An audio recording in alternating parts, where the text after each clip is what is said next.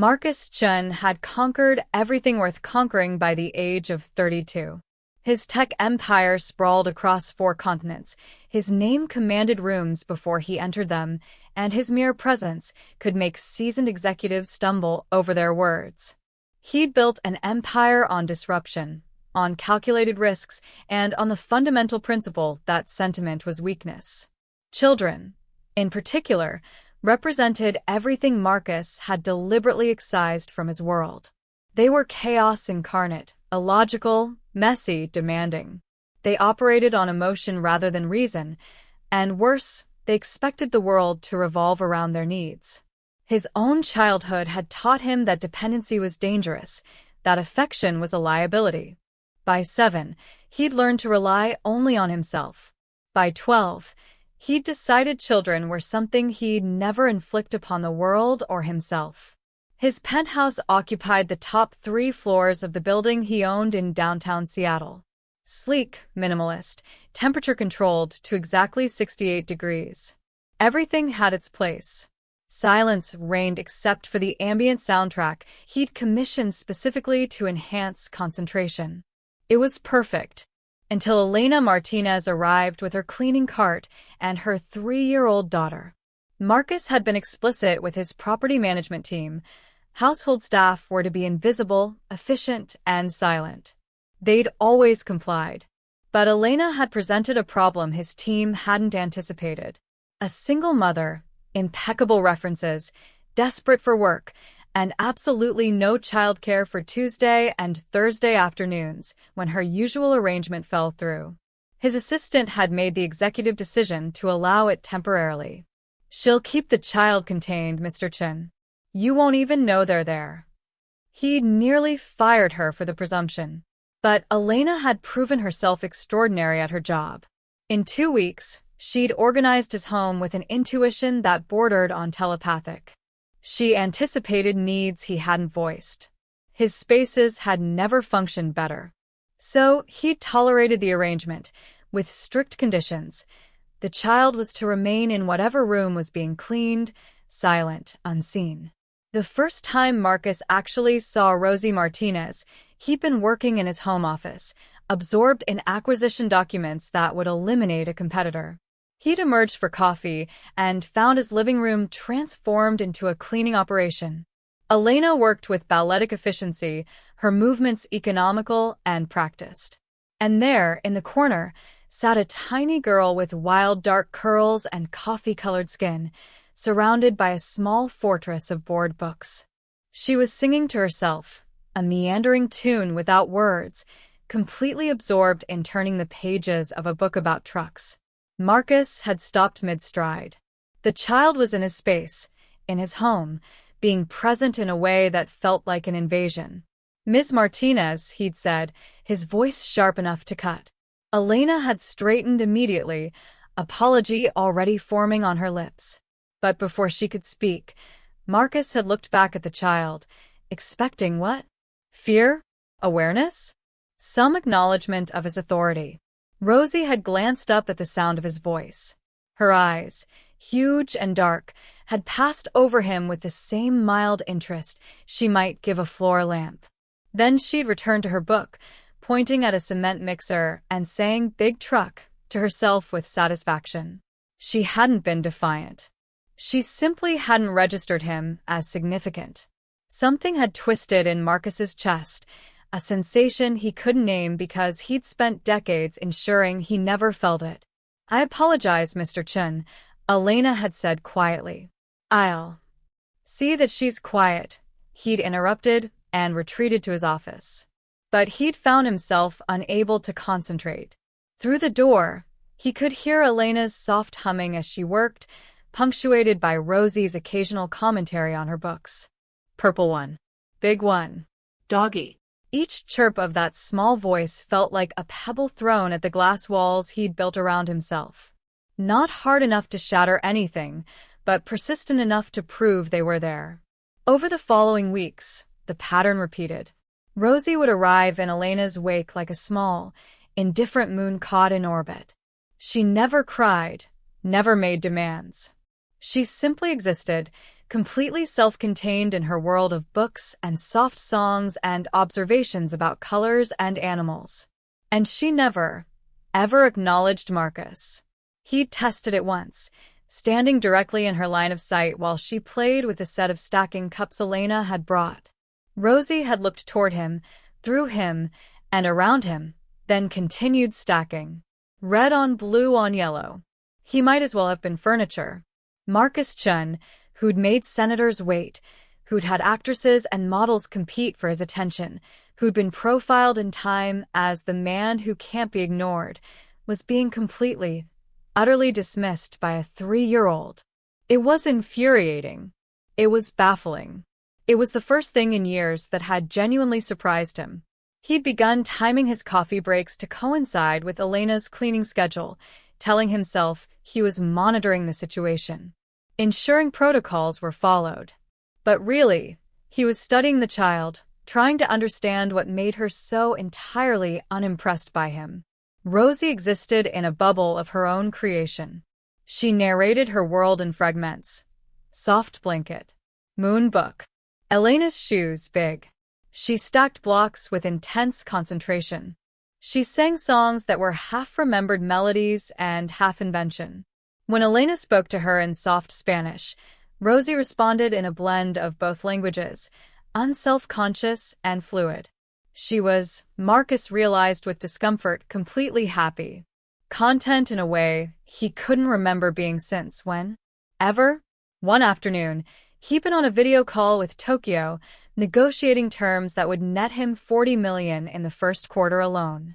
Through his office door, he could hear Rosie singing her wordless song, and he'd found his attention splitting. He'd had to ask his counterpart to repeat themselves twice. After the call, he'd stood at his window, looking out at the city he'd conquered, and felt something he'd never allowed himself to feel: lonely. The penthouse felt different now. Its perfection seemed sterile rather than peaceful. The silence felt empty rather than productive.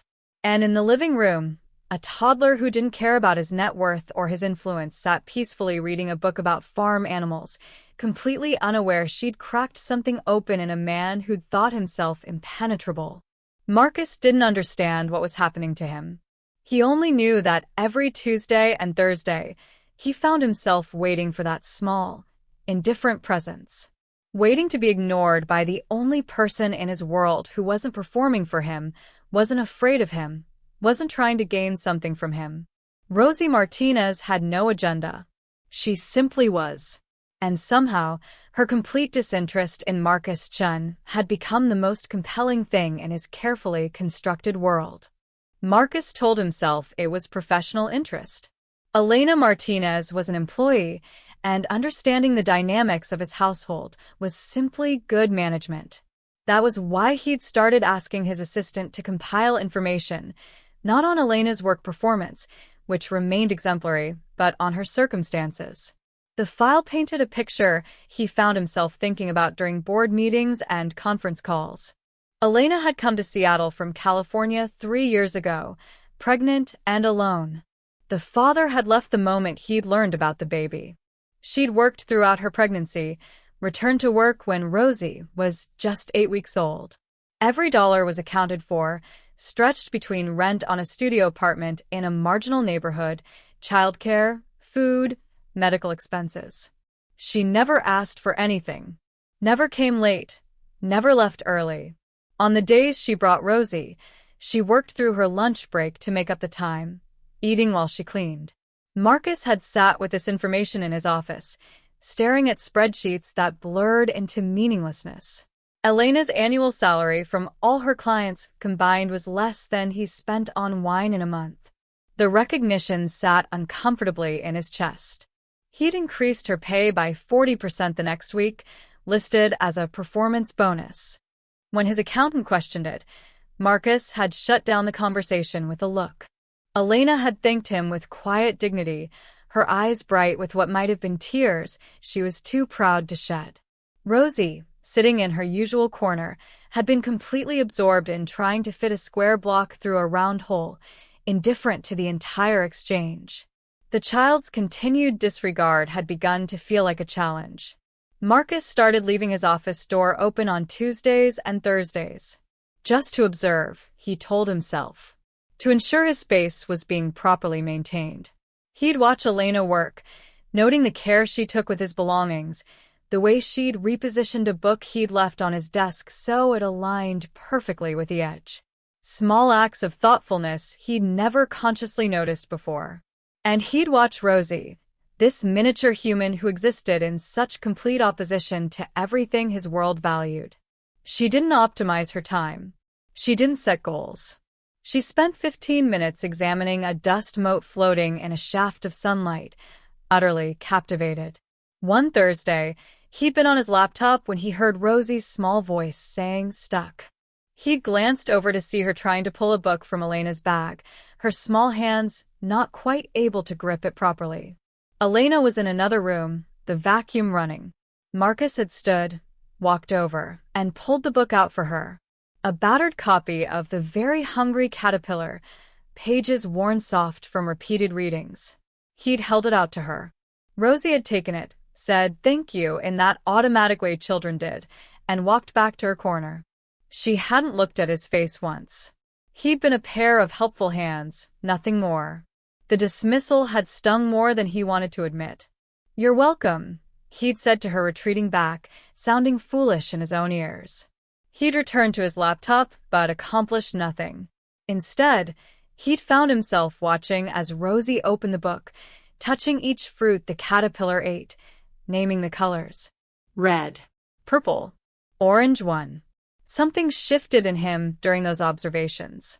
He began to notice things he'd trained himself to ignore. The way Elena's shoulders relaxed when she thought no one was watching, only to tense again when she remembered where she was. The careful way she portioned out snacks for Rosie, exactly 4 crackers, a small handful of grapes, making limited resources stretch. The way Rosie never asked for anything. At 3 years old, she'd already learned not to want too loudly. Marcus had grown up in a different kind of poverty, not financial but emotional. His parents had provided everything materially while remaining glacially distant. Achievement was rewarded with approval. Emotion was weakness. By the time they died in a car accident when he was 19, he'd already learned to feel nothing about their absence. He'd thought that made him strong. Watching Rosie's contentment with her few books and her mother's presence, he wondered if he'd simply made himself hollow. One afternoon, his curiosity overwhelmed his better judgment. While Elena was cleaning his kitchen, Rosie sat on the floor with her books arranged in a semicircle around her. Marcus approached, lowering himself to sit cross-legged a few feet away, a position he hadn't assumed in perhaps 2 decades. "What are you reading?" he asked.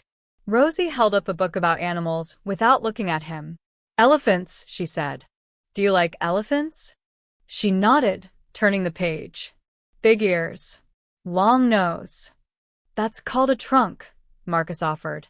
"Trunk," Rosie repeated, testing the word. She still hadn't looked at him. He tried again. "What's your favorite animal?" "Butterflies," she said.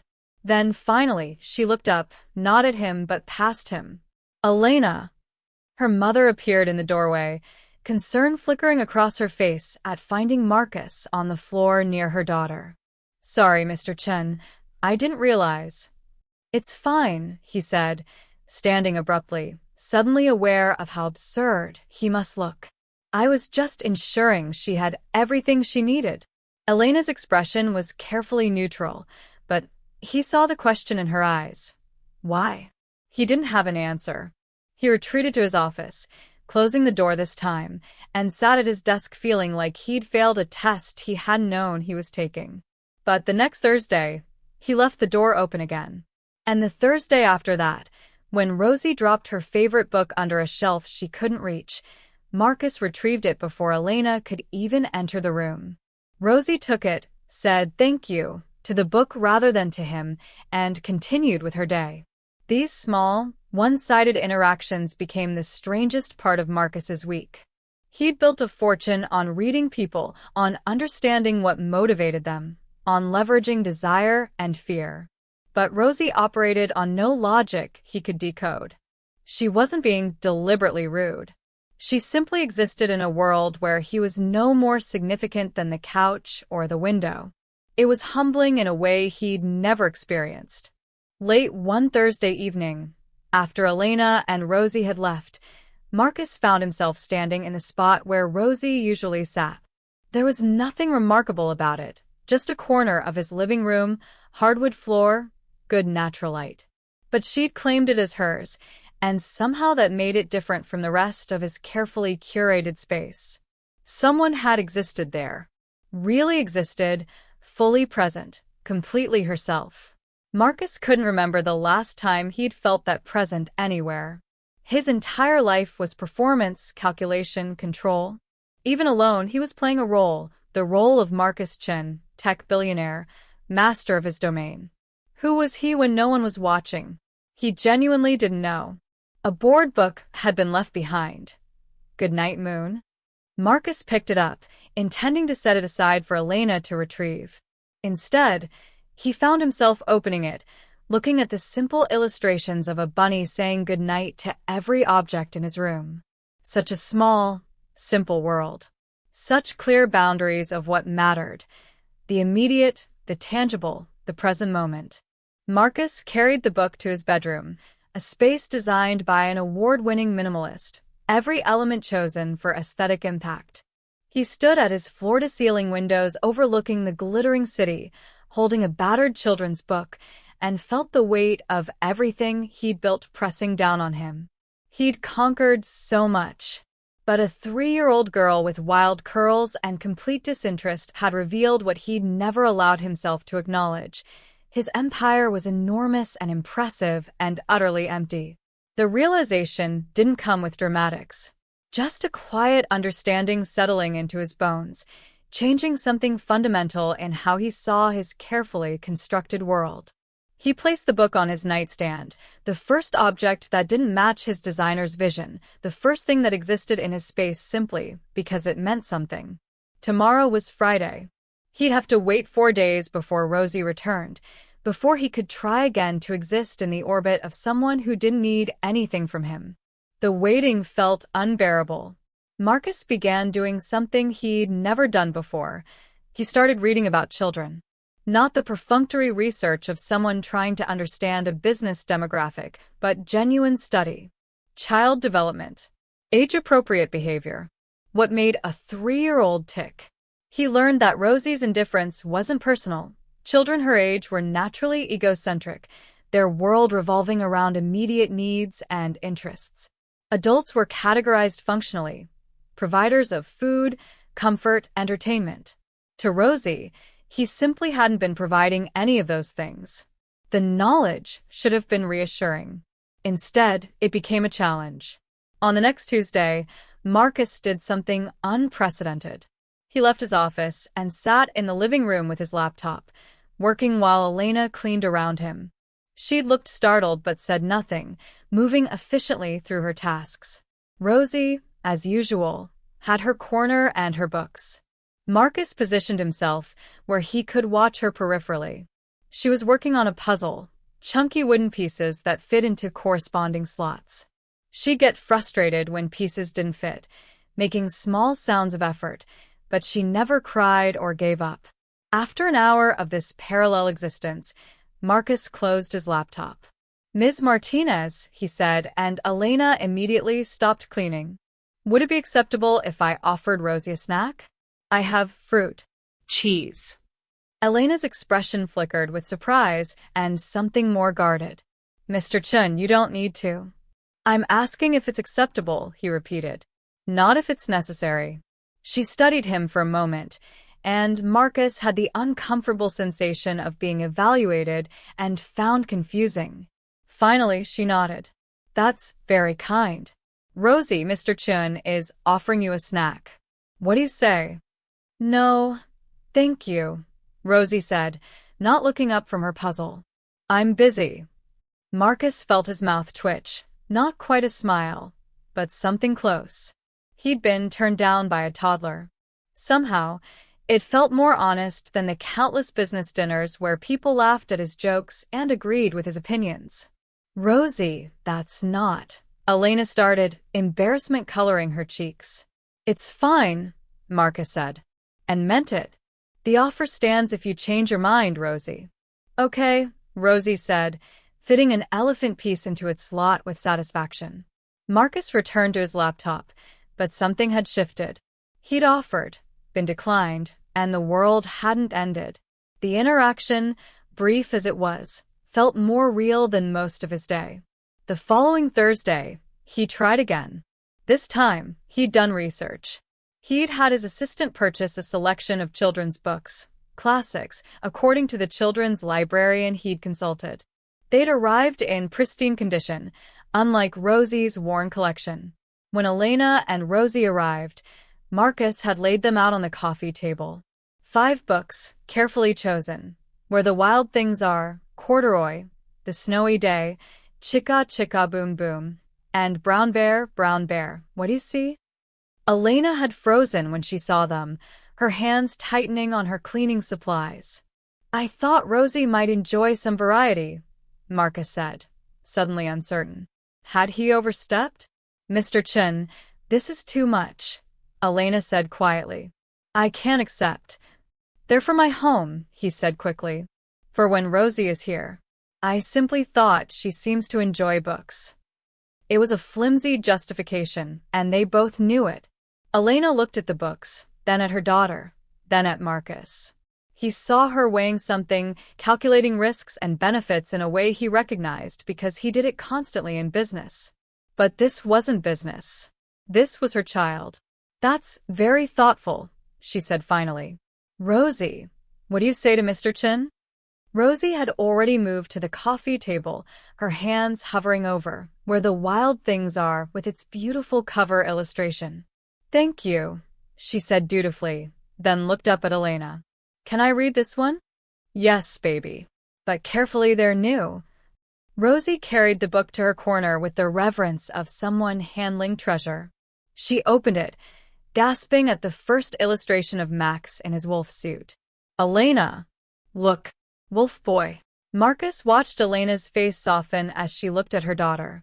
There was such love there, fierce and complete. He felt like an intruder on the moment. I should let you work, he said, retreating to his office.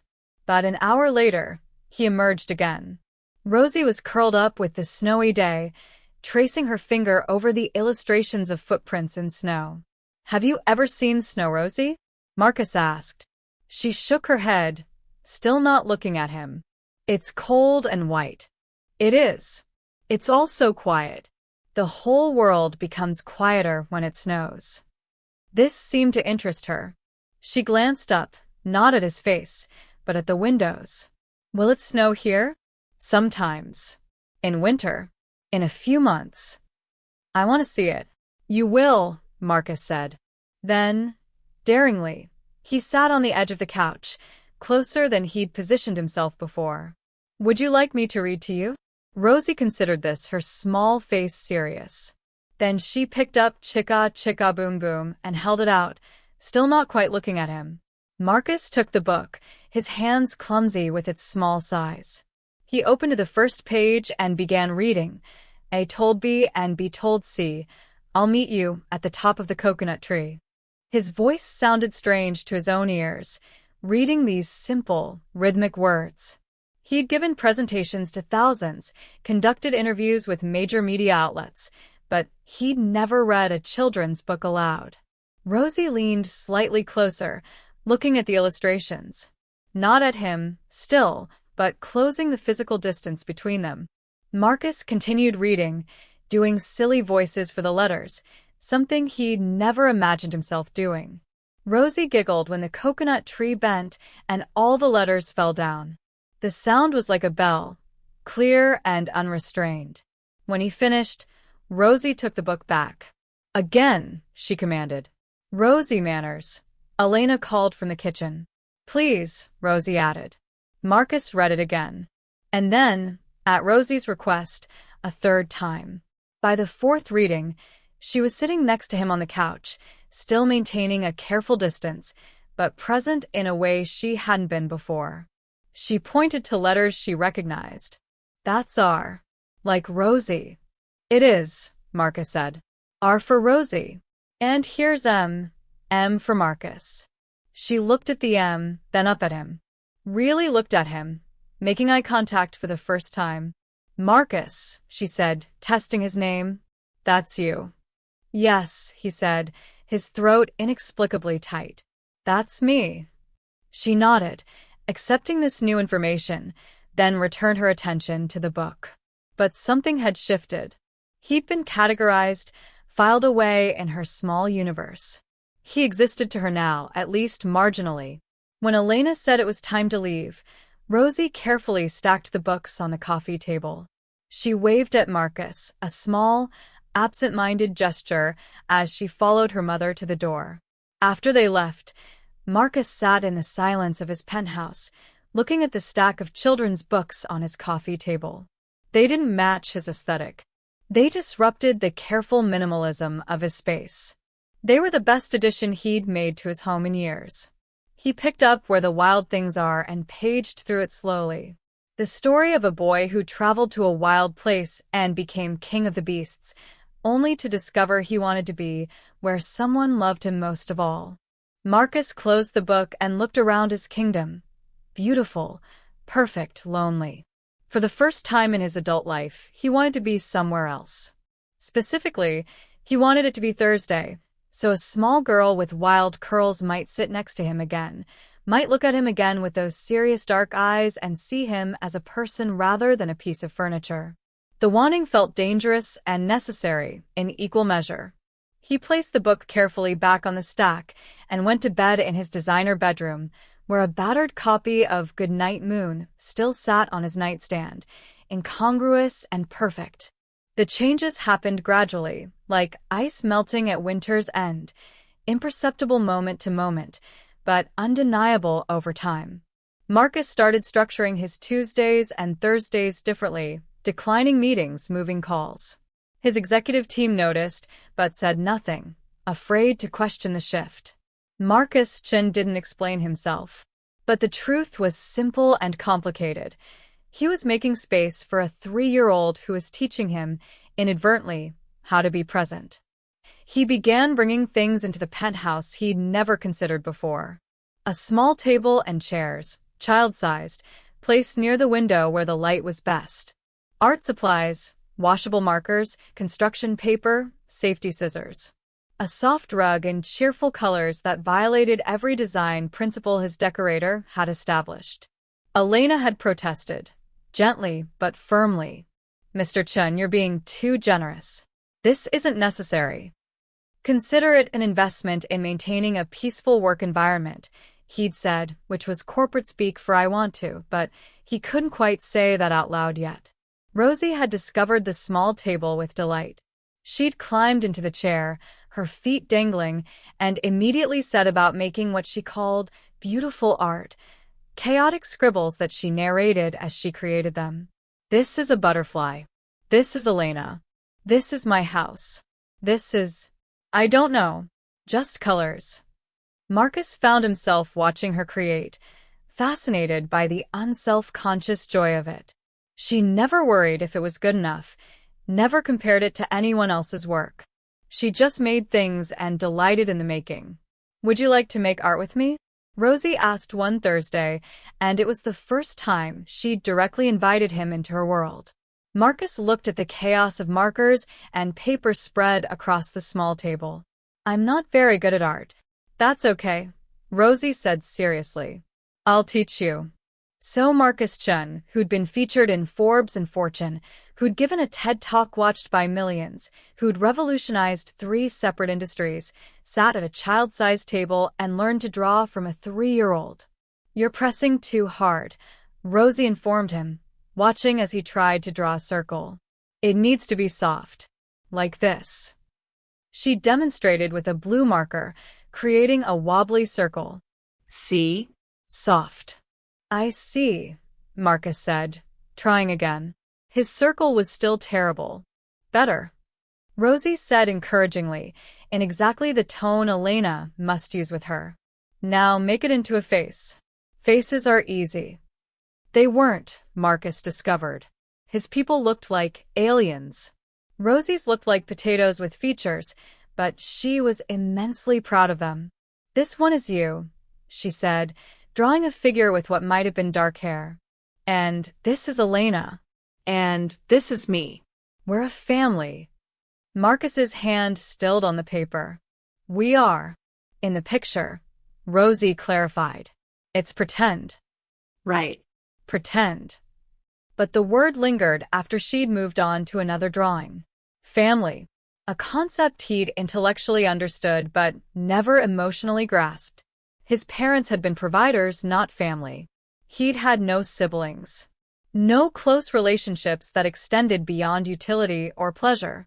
What would it feel like, he wondered, to actually be part of the family Rosie had drawn? Elena had been watching from across the room, and when Marcus met her eyes, he saw something complex there, wariness mixed with cautious hope mixed with fear. She was a mother, protective of her daughter, and she'd learned that generosity often came with strings attached. "Thank you," she said quietly, "for being kind to her." "She's easy to be kind to," Marcus replied and realized it was true. Rosie asked for nothing except presents. She didn't want his money or his influence. She just wanted him to draw terrible pictures and read books and exist alongside her. It was the freest he'd felt in years. The following Tuesday, he did something that would have been unthinkable 6 weeks earlier. He canceled his entire afternoon, told his assistant he was unavailable for emergencies, and when Elena arrived with Rosie, he was waiting with a plan. "I thought we might do something different today," he said. "If you're amenable, Ms. Martinez." Elena looked uncertain. "Sir? I have a car waiting.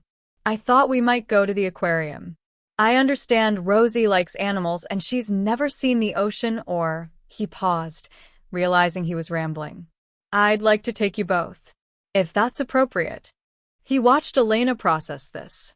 Suspicion, confusion, protective instinct all flickering across her face. "Mr. Chun, I don't understand." "Why?" "Because she should see fish," Marcus said. "And octopuses. And because I'd like to show her if you'll allow it." "Elena, what's aquarium?" Rosie asked, tugging on her mother's hand. Elena looked down at her daughter, then back at Marcus. He saw her making calculations, weighing risks. "Finally, just the afternoon?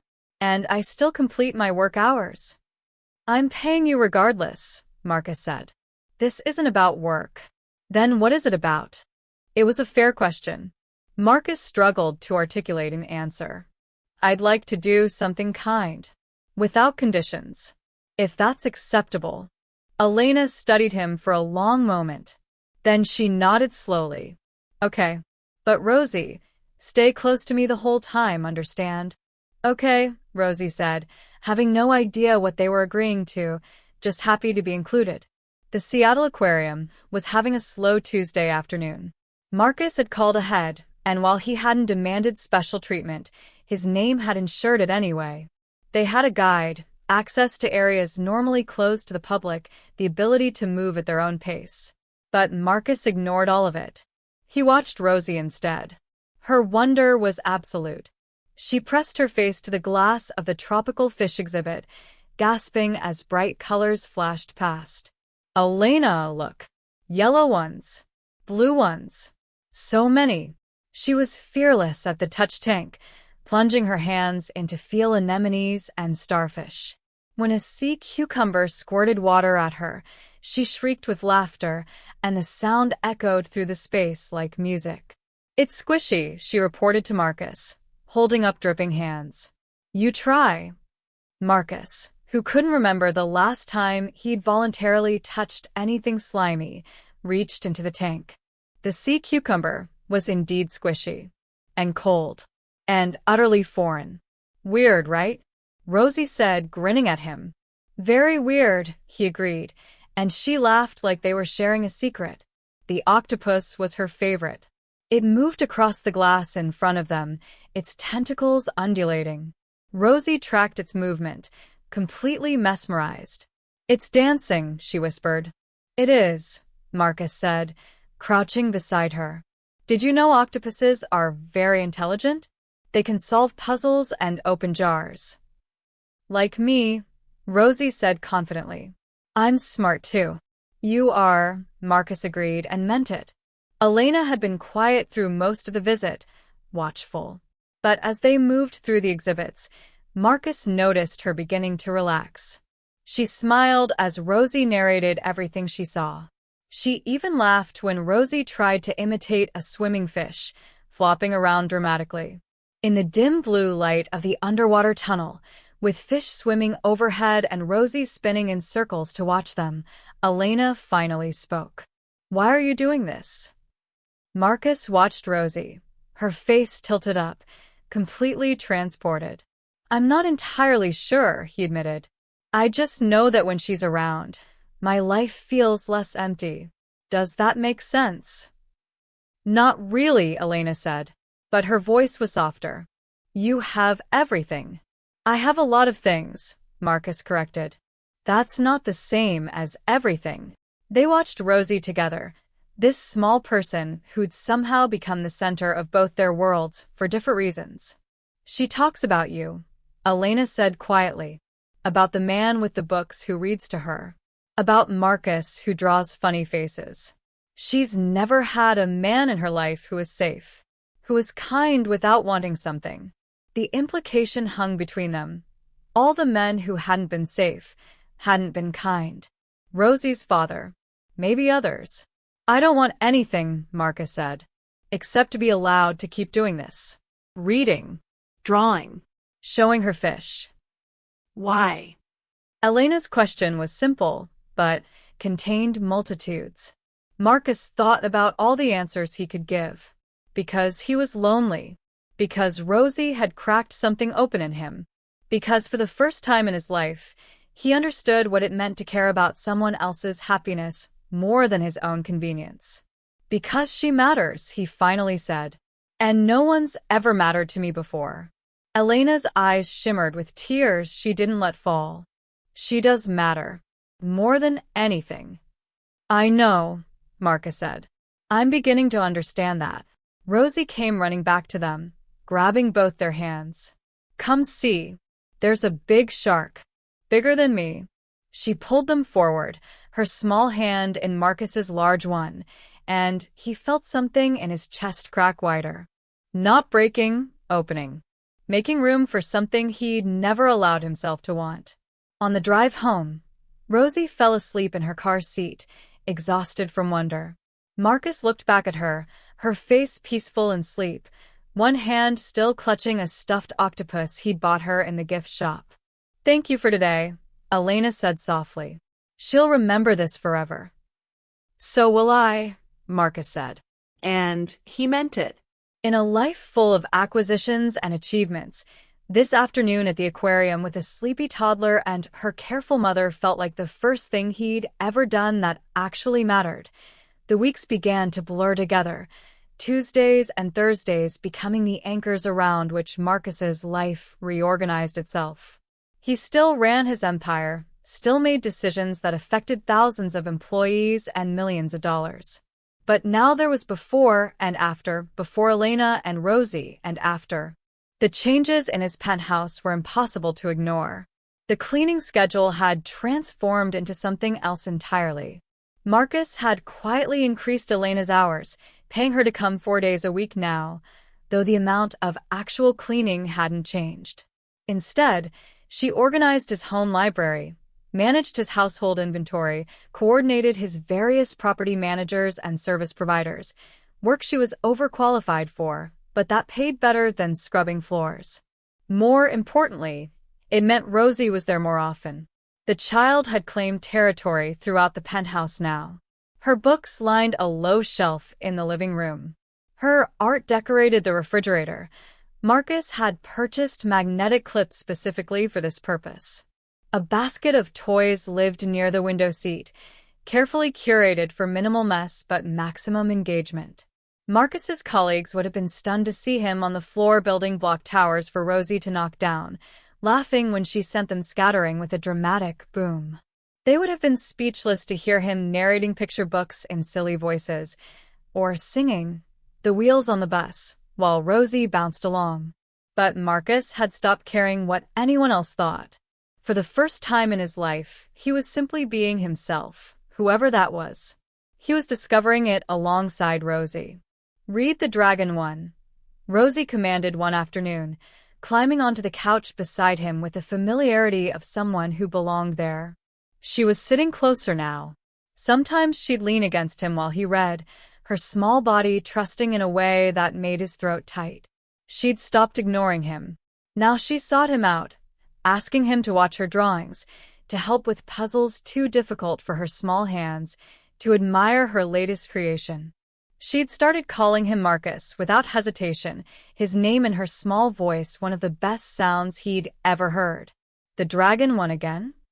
Marcus said. "We've read it twice already today."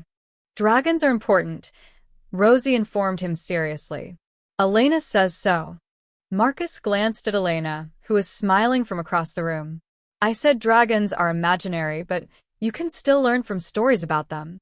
"Bravery," Rosie said, nodding. "Dragons teach bravery." "They do," Marcus agreed, opening the book.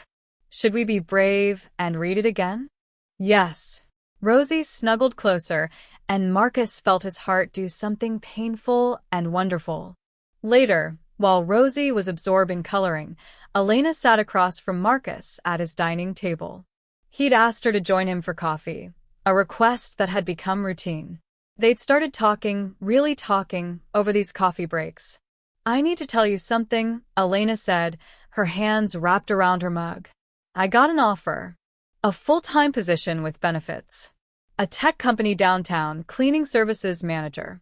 It's good money. Better than what I'm making now, even with your generosity." Marcus felt his world tilt. That's excellent, Ms. Martinez. You should absolutely take it. It's Monday through Friday, 8 to 5. Regular hours. No more Tuesdays and Thursdays. No more Rosie in his living room, coloring and singing and slowly teaching him how to be human. "I see," Marcus said, keeping his voice carefully neutral. "When do you start?" "I haven't accepted yet." Elena met his eyes. "Because I don't understand what's happening here, and I need to before I make decisions that affect my daughter." "I don't understand what you mean." "Yes, you do." Elena's voice was gentle but firm. "You're one of the richest men in Seattle. You could have anyone clean your house, but you've turned me into a household manager. You've reorganized your life around my daughter's schedule. You buy her things, take us places, spend hours on the floor playing with blocks. Why?" Marcus looked at his coffee, at the table, anywhere but at the question in Elena's eyes. "I've enjoyed having you both here." "That's not an answer." He was silent for a long moment. Then, "My parents raised me to believe emotion was weakness. Connection was liability. I built an empire on that foundation, and I was successful by every measure that's supposed to matter.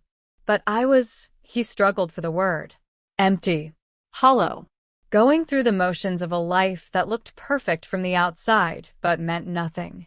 And then," Elena prompted softly, "and then your daughter completely ignored me." Marcus laughed, the sound carrying surprise at himself. "I'm not used to being ignored.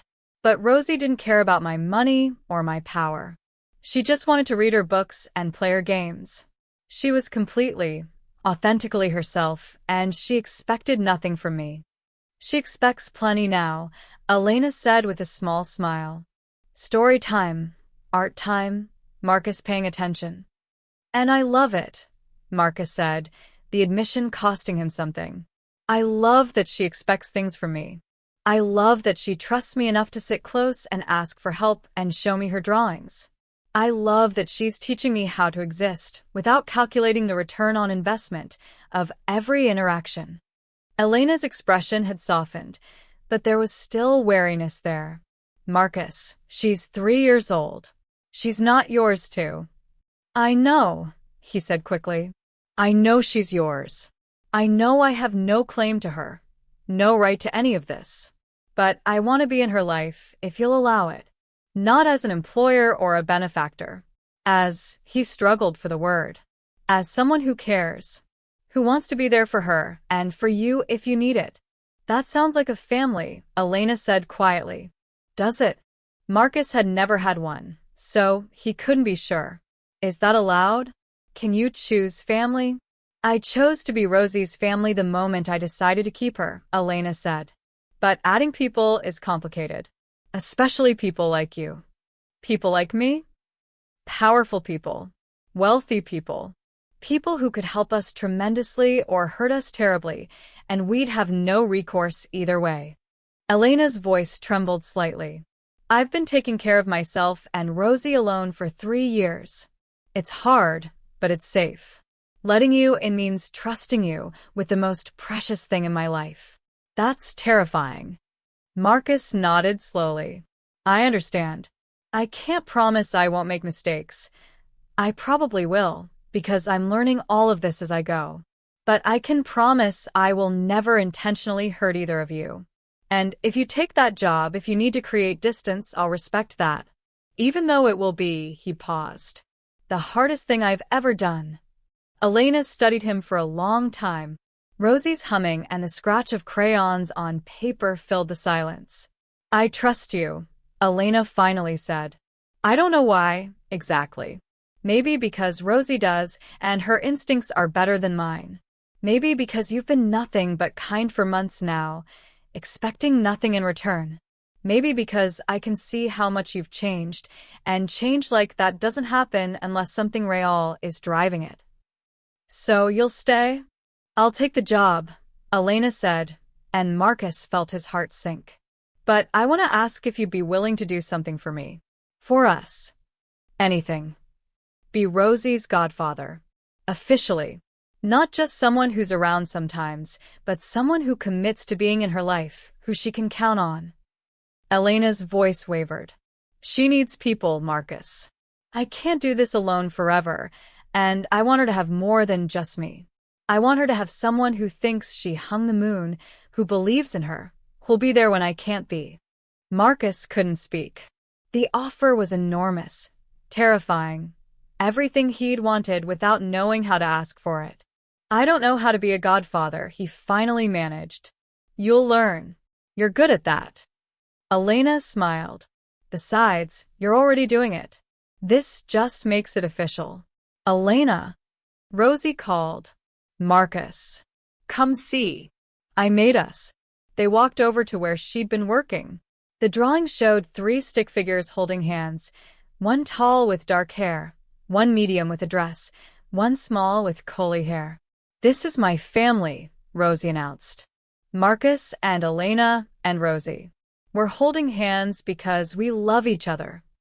Marcus crouched beside her. We do love each other, don't we? Rosie nodded confidently. You love me because I'm wonderful. And I love you because you read good stories and your hugs are warm. I do give good hugs, Marcus said, his voice rough. The best hugs, Rosie confirmed, then launched herself at him.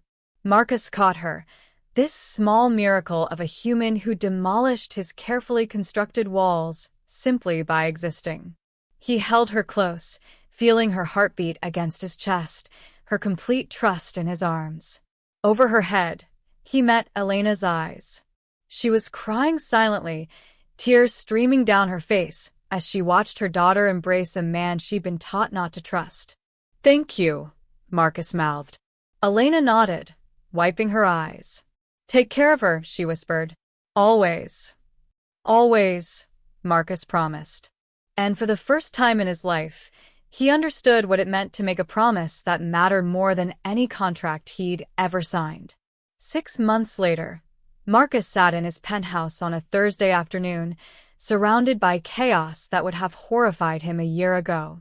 Rosie's 4th birthday party was in full swing, 10 children running around, decorations everywhere, music playing, laughter and shrieks filling the space that had once been a temple to silence.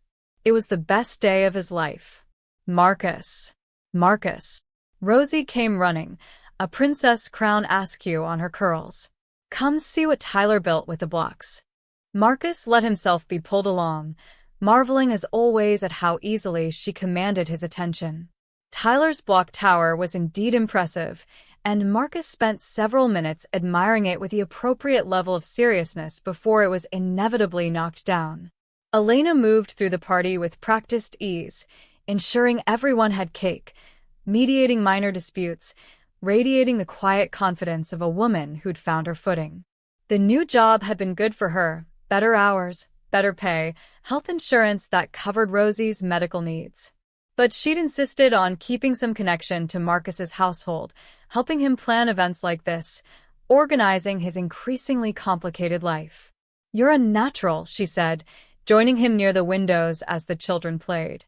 "I never would have guessed the Marcus Chan I met a year ago would be hosting princess parties." "The Marcus Chan you met a year ago was barely alive," he replied. "I was just going through motions, checking boxes, accumulating achievements that meant nothing. And now..." Marcus watched Rosie show another child how to make a crown out of pipe cleaners, her small face serious, with concentration. "Now I know what matters." The transition hadn't been seamless. There'd been awkward moments, mistakes, learning curves. Marcus had spent months working with a therapist, unpacking decades of emotional suppression, learning how to identify and express feelings he'd trained himself to ignore. He'd had difficult conversations with Elena about boundaries and expectations, about what kind of role he could appropriately play in Rosie's life. He'd started a foundation focused on supporting single parents, inspired by Elena's struggles. He'd restructured his work schedule, delegated more, accepted that being present for the people he loved was more important than micromanaging every detail of his empire. His executive team had been shocked. His board had been concerned. His investors had been actually fine with it because his companies ran better now that he wasn't bottlenecking every decision. But the biggest change was internal. Marcus had learned to feel things, to let himself be vulnerable, to admit when he needed help, when he was scared, when he didn't have all the answers. Rosie had taught him all of it, simply by being exactly who she was. "Present time," Elena announced, and the children gathered around as Rosie sat in the special chair Marcus had bought just for this occasion. The gifts were modest. Most were from the other children's parents, toys and books and art supplies. But when Rosie opened Marcus's gift, she gasped. It was a child-sized easel with a full set of paints, brushes, and canvases. But attached was a card with a simple promise: "For every painting you make, I'll hang it in my office. Love, Marcus." "Really?" Rosie breathed. "In your important workplace?" "The most important place I know," Marcus confirmed. "So everyone can see what an amazing artist you are." Rosie launched herself at him, and Marcus caught her, holding her close while the other children admired the easel and Elena quietly wiped her eyes. Later, after the guests had left and the mess had been mostly contained, the three of them sat together on the couch. Rosie was crashed from sugar and excitement, curled between Marcus and Elena, fighting sleep. "Tell the story," she mumbled, "about how we became a family." It was her favorite story now. Marcus had told it so many times he could recite it in his sleep. "Once upon a time," he began, "there was a man who had forgotten how to be happy. He had a big house and important work, but his heart was empty because he didn't know how to love." "That's sad," Rosie murmured, though she knew the story got better. It was very sad. But then one day, a brave princess and her magical mother came to his house. And the princess had a special power. She could see right through all his walls and defenses. She looked at him and thought, "That's just Marcus. He's okay, but not that interesting." Rosie giggled. "I didn't think you were interesting." "You absolutely didn't. And that made me want to be interesting. So I started trying to be a better person, someone worth noticing. I learned to read stories and make art and play games and laugh. And then I noticed you," Rosie said. "And then you noticed me. And you taught me the most important magic of all, how to love someone so much that their happiness matters more than anything else in the whole world." "Even more than money?" Rosie asked, as she always did. "Even more than money. Even more than success or fame or power. Because none of those things can hug me back or tell me funny stories or make me feel like I matter. You matter a lot, Rosie said, her eyes drifting closed. You matter to me and Elena. We're your family. You are, Marcus said softly. You're my whole world. Rosie fell asleep like that, tucked between them. Elena looked at Marcus over her daughter's head, and he saw his own wonder reflected in her eyes, amazement that they'd found each other, that this strange configuration of people had become something real and necessary. I have something to tell you, Elena said quietly. I've been offered a promotion. Regional manager. It's a big step up. That's wonderful, Marcus said, meaning it. You deserve it. It comes with relocation options. I could move to San Francisco, Portland, Denver. Better cost of living, better opportunities for Rosie. Marcus felt his heart constrict. I see. I turned them down, Elena continued. I told them I needed to stay in Seattle. Elena, you shouldn't make career decisions based on. I'm not, she interrupted gently. I'm making family decisions. Rosie needs stability. She needs her godfather. And she paused. I need my friend. The person who's been there for me in ways I never expected. The person who sees my daughter as the miracle she is. Marcus reached across Rosie's sleeping form and took Elena's hand. I will always be here for both of you. Always. I know, Elena said. That's why we're staying. They sat in comfortable silence, Rosie breathing softly between them, the city lights glittering beyond the windows. Marcus thought about the man he'd been a year ago, isolated, armored, convinced that emotional distance was strength. That man had been a fool. This, sitting in his living room with party decorations still hanging, a sleeping child against his shoulder, a friend who'd become family holding his hand. This was strength. This vulnerability, this caring, this willingness to let people matter. She'll need help with college someday, Marcus said suddenly. Elena tensed. Marcus. I want to set up a trust fund. Nothing excessive, just enough to ensure she never has to worry about education costs or starting her life with debt. I know you'll say it's too much, but it is too much, Elena said. But she was smiling. But you're going to do it anyway, aren't you? I've already done it. The paperwork is in my office. I was just waiting for the right moment to tell you. Elena shook her head, laughing quietly. You're impossible. I'm grateful, Marcus corrected. Every single day. For this little person who saw nothing special about me and made me want to become someone worth noticing. For you, for trusting me with something so precious. For this whole strange, wonderful thing we've built together. It is wonderful, isn't it? Elena looked around the penthouse, at the child-sized furniture, and the art on the walls, and the toy basket, and all the ways the space had transformed from a showroom into a home. A year ago, I was cleaning this place and thinking about how empty it felt. How sad to have all this and no one to share it with. I was the empty one, Marcus said. The penthouse was just the reflection. And now... Marcus looked at Rosie, her face peaceful in sleep, one hand curled around his shirt. He felt her weight against him, her trust, her love freely given to someone who'd had to learn how to accept it. Now I'm full, he said simply. Now I'm home. Elena squeezed his hand. We both are. As the evening deepened and the city lights brightened, Marcus sat with his family, chosen, unexpected, perfect. Rosie would wake eventually and need to be carried to bed. They'd clean up the rest of the party debris together. Life would continue with its normal rhythms of work and play, challenges and joys. But in this moment, Marcus simply existed in the presence of people who loved him not for what he could do or provide, but for who he was learning to be. A godfather, a friend, a man who'd been ignored by a toddler and found his humanity in trying to earn her attention. Marcus Chen had conquered industries and accumulated wealth beyond measure. But his greatest achievement was this, learning that the most valuable thing he could ever possess was already in his arms, trusting him enough to fall asleep against his shoulder. A small girl with wild curls and a big heart had looked past his billions and his power and seen only Marcus. Just Marcus. No more and no less. And in trying to become someone worthy of her notice, he'd finally become someone he could recognize in the mirror. Someone real. Someone present. Someone capable of love. Someone home.